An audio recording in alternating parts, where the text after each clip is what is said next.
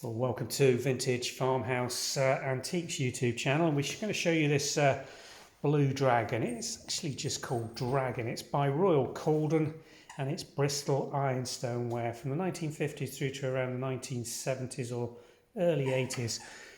Lovely blue dragon design, classic dragon transfer print, and this is their version of it. A quite round bowl teacup shape, as you can see here, and you can see that the transfer itself, can you see the way that it just arches down slightly towards the handle? Hasn't been aligned exactly in line with the actual moulding on here, so it's a little bit bizarre on some of these teacups, but it does give them some additional character, I suppose.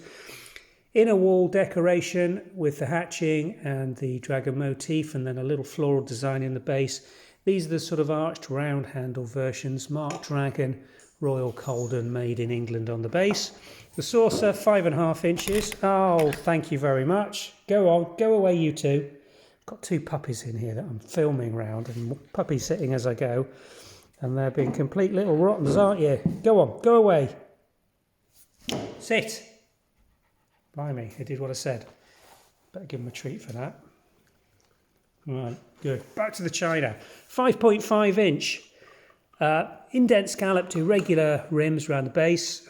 2 blocks of the large blue dragon and then floral motifs again. This one again marked with the period Royal Cauldon Dragon, made in England. And the side plate, I think this is just over 7.25 inches. Nicely moulded.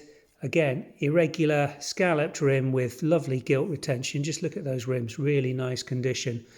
I think we did notice that there is a little bit of glaze crazing on some of these pieces. No, not this one actually. This is in very good condition. Nice and clean. And again, this one's got the full Royal Cauldon Bristol Ironstone Dragon, made in England's oldest pottery, established 1652. But these date from the 1950s and 60s. It's a cream background glaze. You two, oi, sit. That didn't work.